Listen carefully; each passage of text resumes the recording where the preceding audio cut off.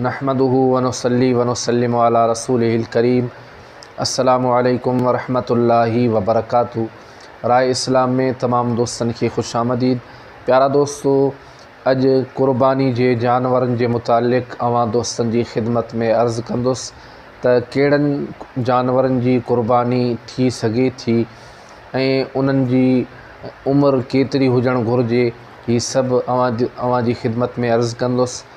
पर उन खां अॻु में अवां सां गुज़ारिश आहे त जेकॾहिं अवां असांजो चैनल सब्सक्राइब नाहे कयो त असांजे चैनल खे सब्सक्राइब कयो ऐं गॾोगॾु घंटी जे निशान ते क्लिक कयो तांजो असांजी हर अचण वारी नई मालूमात तव्हां ताईं आसानी सां पहुची सघे।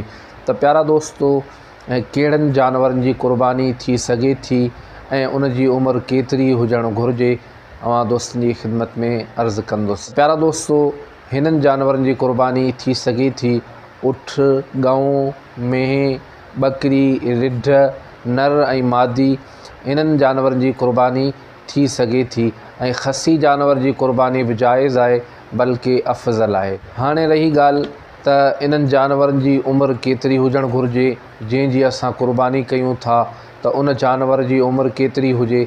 त प्यारा दोस्तो, उठ 5 साल जो हुजे, गऊं ऐं मेंह 2 सालनि जो हुजनि, रिढ ऐं बकरी 1 साल जी या उन खां वधीक जो हुजनि। उन खां घटि उमिरि वारे जानवर जी कुर्बानी जाइज़ न आहे। जेकॾहिं दुंबो साल खां घटि जो आहे, पर जेकॾहिं ॾिसण में साल जो लॻे थो त कुझु आलिमनि सगोरनि जी फ़तवा मूजिबि उन जी बि कुर्बानी जाइज़ आहे। त प्यारा दोस्तो, अॼु जेका मूं अवां दोस्तनि जी खिदमत में जेकी मालूमात अर्ज़ कई सो ही हुई त कुर्बानी जा जानवर कहिड़ा हुजणु घुरिजनि ऐं कहिड़नि जानवरनि जी कुर्बानी थी सघे थी ऐं उन जी उमिरि केतिरी हुजणु घुरिजे। ही सभु अवां दोस्तनि जी खिदमत में अर्ज़ कयुमि।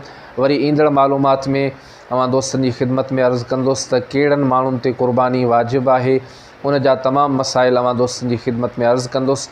त प्यारा दोस्तो, ही हुई अॼु जी मुख़्तसिर मालूमात जेका मूं अवां दोस्तनि जी खिदमत में अर्ज़ कई। वरी नई मालूमात में अवां दोस्तनि जी खिदमत में हाज़िर थींदुसि। तेसीं ताईं इजाज़त ॾींदा। अल्लाह हाफ़िज़।